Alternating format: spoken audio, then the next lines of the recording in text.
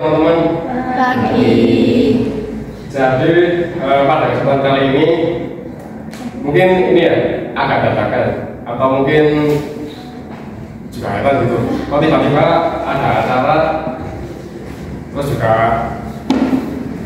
kesannya mungkin terlalu cepat atau gimana, tapi nggak apa-apa. Nama saya Vito Valentino Putra dari SMK Negeri 4 Grafika ya. Terus saya sekarang di analis juga. Nah, ini sebagai pengelola kompetensi. Terus saya akan ngapain di sini? Saya nanti ini akan nerangin soal kepemimpinan. Ini sebagai salah satu yang saya kerjakan. Pokoknya tak arahkan, jadi tak materinya dari yang saya pelajari, dari yang saya alami. Harapannya adalah kalian nanti akan mengambil peran kepemimpinan sehingga nggak salah waktu itu. Mungkin contoh, seberapa pentingnya kita nanti mengambil kepemimpinan. Kalau misalkan sama laki-laki, at the end of the day nanti kalian akan menikah, kan gitu. Kalian akan menjadi seorang ayah, seorang suami dan ayah. Nah, itu kan pemimpin tuh. Atau mungkin dari yang lain, komunitas yang lain. Atau mungkin kalau sekarang pacar paling ya. Tapi kurang luas itu. Mungkin kalau perempuan ya memimpin komunitas atau apa, dengan temannya. Kalau contoh kecil ya mungkin kelompok.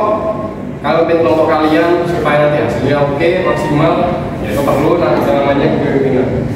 Seenggaknya itu ya yang bisa saya berikan.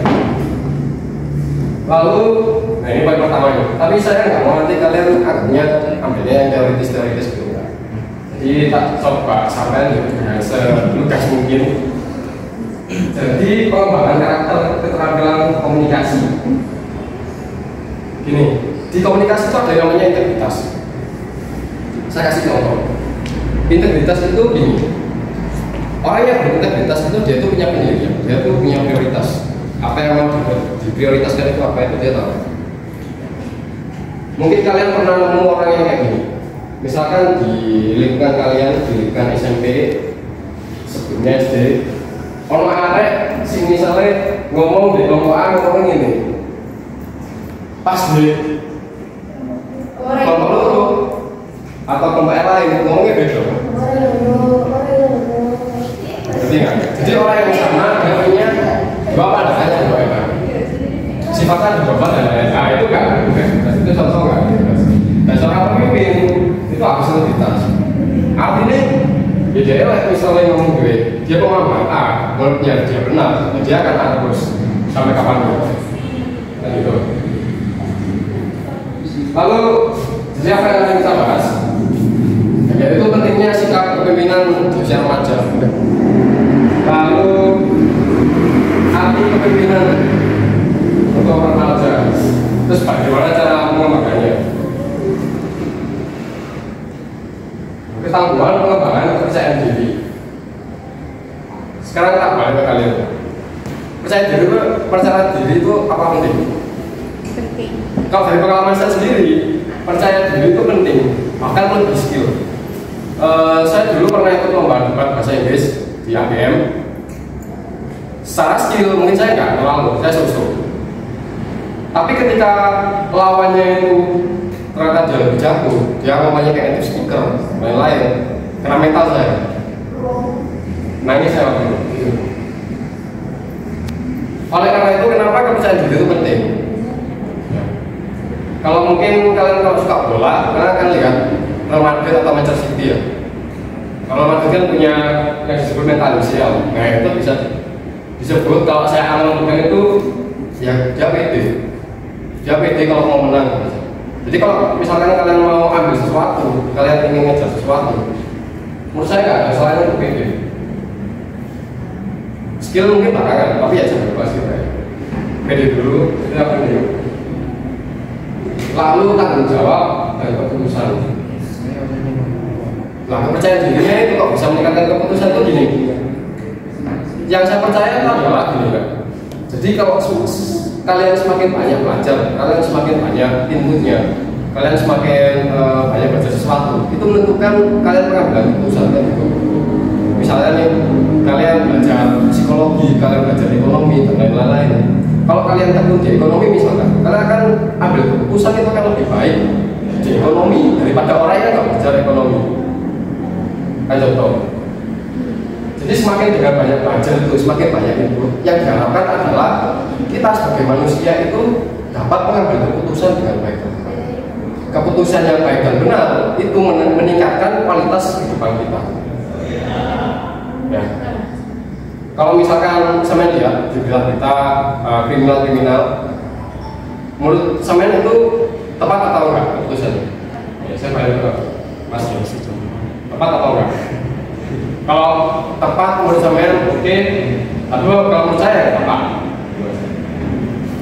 Terus ini persiapan masa depan itu penting, lebih dari penting untuk remaja.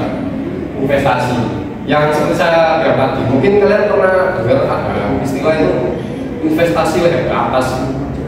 Jadi investasi leher ke atas itu ilmu, kalau lebih dari ilmu. Ada yang di sini suka daki gunung kan? Jadi pernah ke Buta mas? Ke Buta. Oh iya. Gak apa. Jadi intinya gini, daki gunung itu mengajarkan kita itu soalnya daki gunung itu gimana? Kita bisa tahu. Maaf, memotong omongan jalan Bekasi Jawa Pak. Oh ya siap, terima kasih. Orang Jawa Dari mana mas? Dari mana? Dari Kalimantan. Oke. Oh, dari Kalimantan. Kalau misalkan masnya suka naik gunung ya, daki gunung, tahu kan daki gunung? Nah, mas suka ngerasa kan? Biasanya kalau misalkan daki gunung itu ada soronya, ada susahnya. Kadang ada bukan, kadang berhenti pos 1, pos 2, mungkin berhenti. Nah, di momen berhenti itu biasanya kita evaluasi kan sih. Nah, kan? Sejauh kan? Kira-kira masih jauh kan? Kita ke pos 3. Kira-kira masih jauh kan? Kita ke puncak bayangan. Kita summit masih jauh kan? Air kita ini tes masih jauh kan? Atau misalkan kalau pasnya bapak teman saya buat kan? Saya buat kan? Nah, itu semua ya membangun nanti mas juga akan mengambil keputusan. Saya akan lebih naik atau saya menurun, atau nanti di pos 4 ada mata air saya ambil atau enggak, atau nanti saya sambil jam berapa, sangat banyak sekali keputusan yang akan diambil. Nah ini contoh ya, jadi ada remaja di Jakarta yang dia itu mengejar lingkungan, jadi mungkin nggak terlalu detail. Dia ada seorang remaja yang ingin kampanye lingkungan, terus ngajak teman-temannya untuk kontribusi. Nah ini namanya agent of change. Agent of change ini kok dia bisa ada kenapa? Dari keputusan tepat gitu tadi. Dia merasa dia belajar bahwa misalkan di Jakarta tempat tinggalnya, itu dia melihat lingkungannya mungkin seperti ini, mungkin di kampungnya kurang ya, sehingga dia merasa terpanggil panggilan untuk dia membawa perubahan yang tentunya lebih baik. Adakah orang yang dia membawa perubahan itu lebih buruk? Banyak. Ya lihat aja sekeliling luar. Terus ini saya bawa teori kayak kepemimpinan situasional. Tapi nggak usah diambil teori-teori terlalu ya. Cukup diterima penjelasan saya ke seluruh kasus saja. Jadi ada tiga teman. Ada telling atau directing, selling, coaching, terus participation. Kepemimpinan itu jangan melibatkan tiga ini: telling, lalu coaching, sama participating. Telling itu kalian memberitahu ke teman kalian, ke keluarga kalian, bahwasanya saya ini mau membawa perubahan yang bagus gitu loh, dengan segala ilmu yang saya miliki. Misalkan, Pak, Ma, ini salah, saya tidak gini. Misalkan siapa, Mas, ini salah, ya, ini Mbak, ini salah, seharusnya itu kayak gini. Itu salah satu contoh. Lalu ada coaching. Coaching itu berarti kalian itu nggak hanya memberitahu, tapi kalian juga mendirect. atau mengarahkan mas-masnya tersebut. Satu contoh ya, itu buang sampah sembarangan. Saya suka ilfil itu kepada orang yang dia buang sampah sembarangan. Dari situ tak kelihatan bahwa misalkan orang ini itu tak ada identitas, dia nggak memahami lingkungannya itu seperti apa. Kan banyak tuh sekarang di sosial media campaign-campaign atau event-event yang kayak misalkan sampah itu harus dikurangi dan lain-lain. Ya, banyak sekali tuh. Terus misalkan dia udah main sosial media tapi masih buang sampah sembarangan, kan bisa dilihat dari situ orang ini udah dewasa apa. Nah, tugasnya Mas pada satu adalah tugasnya kita. Jadi nggak hanya kasih tahu aja, tapi juga mengendalikan. Misalkan kalau misalkan ngangkut ya, kan ada upaya rokok. Salah nggak? Menurut saya salah, karena di transportasi umum. Namanya juga transportasi umum. Transportasi umum. Umum itu artinya hak semua orang. Hak Anda, saya, yang lain-lain. Jadi Anda punya hak untuk menegur, Anda punya hak untuk mengingatkan, misalkan yang membuang sampah atau yang menyatakan merokok. Terus participating ini juga bagian dari aksi ya. Jadi kita memberikan aksi secara langsung. Jadi ilmu itu sebenarnya sia-sia atau nihilisme kalau misalkan gak diterapin atau cuma mandek di kita punya pikiran. Terus delegating ya. Delegating ini tanggung jawab jelas, jadi pemimpin itu bertanggung jawab. Mungkin ibaratnya manajer sepak bola kayak siapa namanya, Pep Guardiola, Thomas Tuchel, Jurgen Klinsmann, atau mungkin saya ambil contoh ini ya, Pep Guardiola ya, sangat bertanggung jawab dengan timnya. Ketika misalkan kalau misalkan ada salah satu pemain di timnya yang nggak seneng, ya bisa tuh, bisa out. Terus apa ini? Sosial media ini ada teori. Jadi ada dua, ada penguatan positif sama observasi. Jadi penguatan positif itu adalah ini. Kalian mungkin ada nggak yang punya idola? Kalian punya role model? Boleh siapa Pak? Siapa? Punya idola nggak? Yang ini siapa? Iya. Siapa Pak? Idolanya ini. Ayo saya forum Mas dibuka. Oh, forum. Kevin, apa kok? Ambil ini, ambil contoh ini Mas. Ambil contoh beneran itu lain Mas Kevin, misalkan. Kenapa? Lain itu Mas Kevin.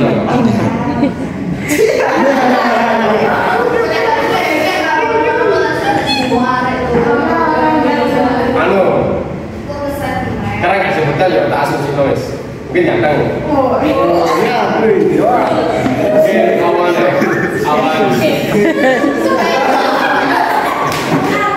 Oke, jawab perhatian. Oh gitu ya, itu salah satu dari penguatan positif.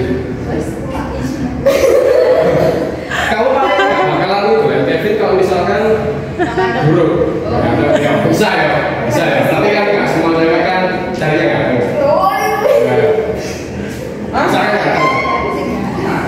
Ganteng itu sesuatu yang positif atau enggak? Jadi kan perhatian kan.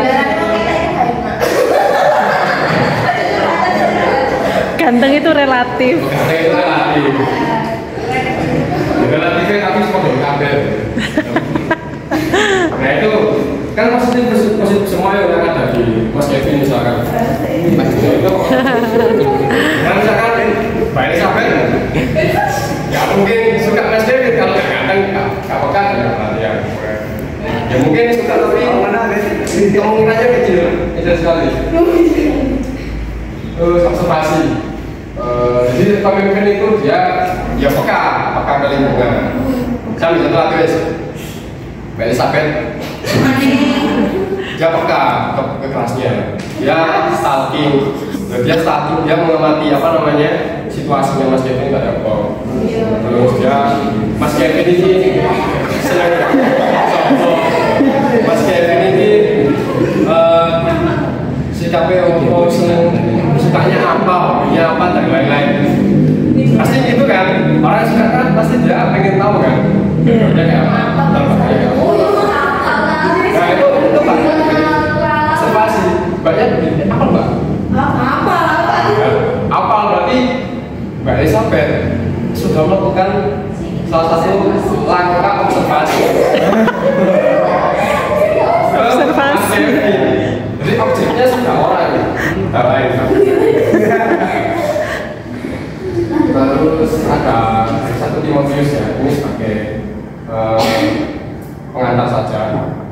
Jadi kurang lebih jadi teladan ya. Jadi untuk jadi teladan melalui perkataan, perbuatan, dan pikiran.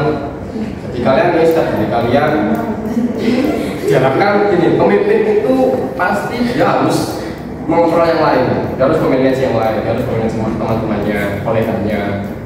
Jadi harus memberikan teladan. Kalau mungkin Mbak Elizabeth teladannya harus begini. Gak tau lah kan Mas Kevin siapa ya. Terus kalau aku contoh Ini sama-sama. ini terakhir ini kayaknya. Oh, sama Kevinnya.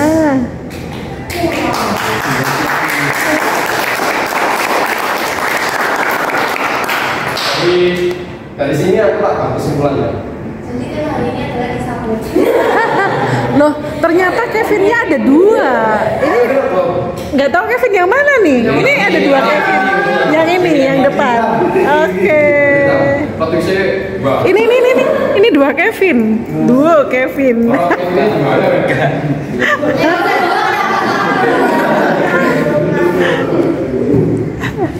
Kalau bisa 2 kenapa 1? Itu masalah itu.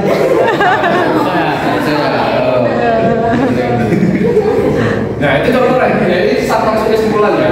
Jadi banyak sampai di observasi, di apa namanya, mencari tahu ya, muatan positif itu ya Mas Kevin. Terus apa lagi? Mungkin Mbak Sera tadi ya yang Mbak Sera, coba sampai yang tele, coaching dan lain-lain. Barangkali Mbak Elizabeth pernah memberitahu ke Mas Kevin atau yang lain? Biasanya dalam dia. Iya. Mungkin memberitahu temannya, atau mungkin memberitahu ke temannya. Terulangi atau sebelumnya. Limbah. Kalau misalkan gini, Mbak Sera, Mbak Elizabeth Sera katut saya. kasih tahu ke temannya, aku suka Kevin, aku saya suka Kevin, Kevin. Saya suka Kevin karena gini karena dia itu teli. Starboy.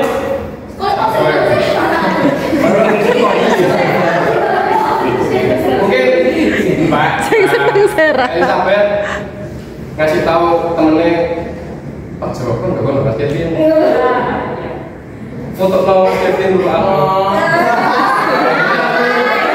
Nah itu termasuk apa juga coaching, soalnya on aksi dulu. Ada aksi itu Mas ya. Jadi suruh ya ada aksi. Terus apa lagi? Coaching, delegating, terus action itu tadi nggak masuk. Kalau action nanti Mbak Elizabeth nggak tahu pendalamannya Mas Kevin. Iya, gimana? Pendalaman ya. Oh, kayak ya dia pernah dikasih hadiah Mas Azan Mas. Belum, ya itu enggak.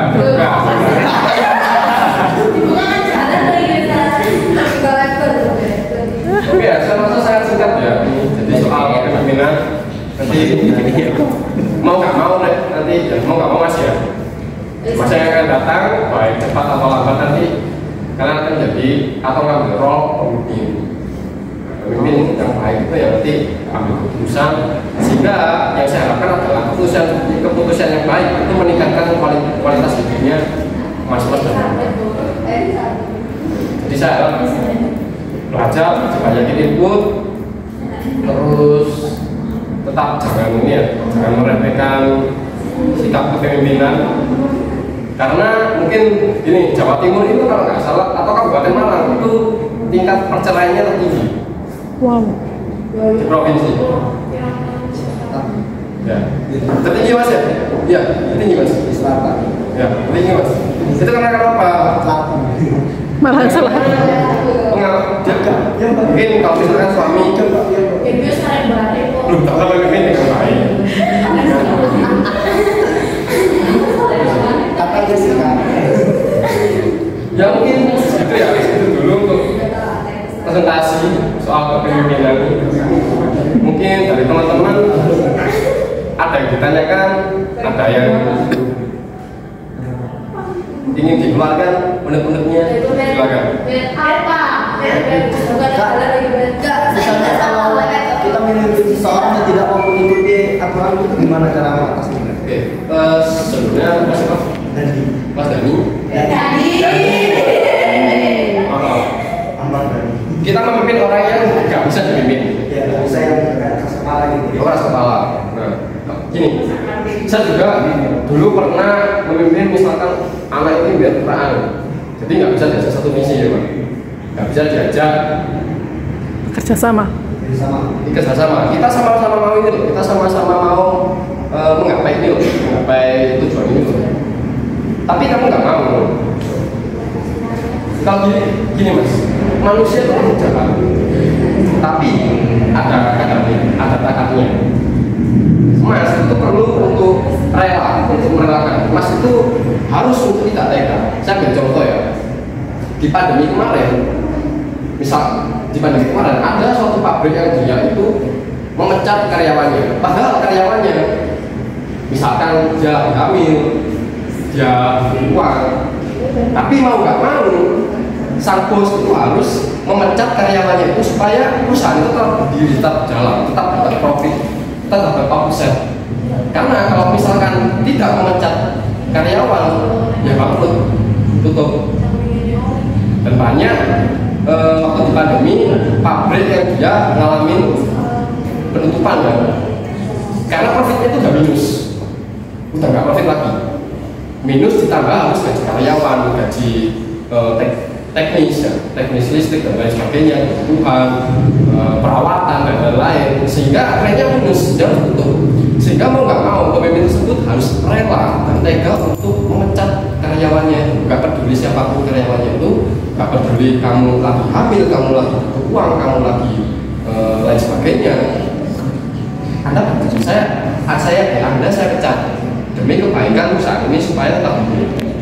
Itu banyak kayak Johnson tuh perusahaan obat, terus Google, Microsoft ya, baru mulai hiring lagi sekarang.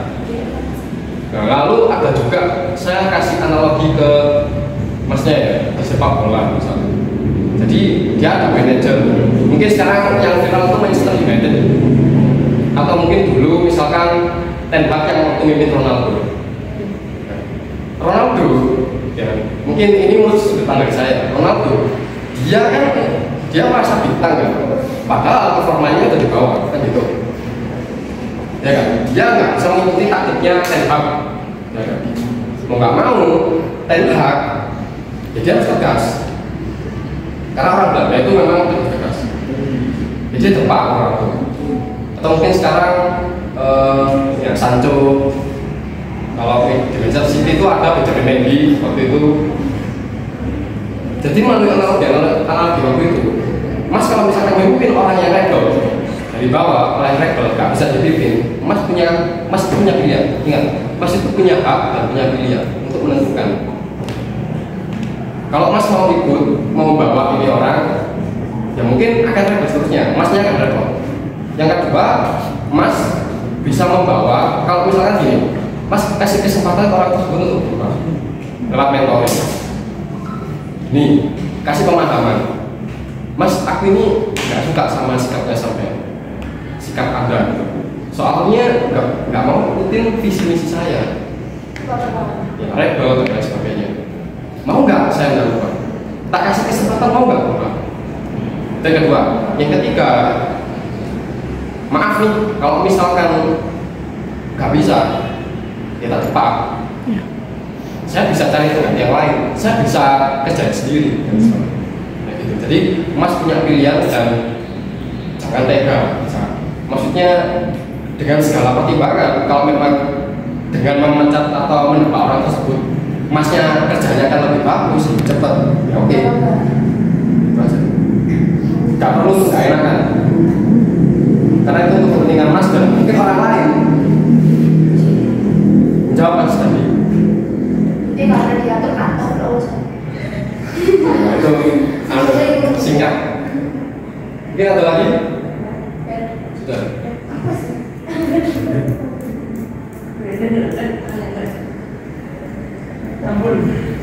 Sambal.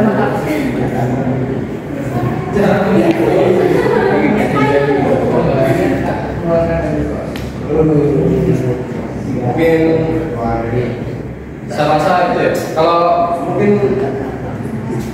ini nggak apa, jangan khawatir. Kalau misalkan nanti yang ada yang ditanyakan lagi, silahkan kontak saya. Keluarkan nomor HP-nya. Ya apa share, buri-buri nih share tiba ya untuk aneh share. Ya saya rasa itu ya. Oke. Mungkin teman-teman nanti tak saranin ketika mau berpemikiran jangan takut. Jangan takut dan jadi wakil. Terima kasih. Oke.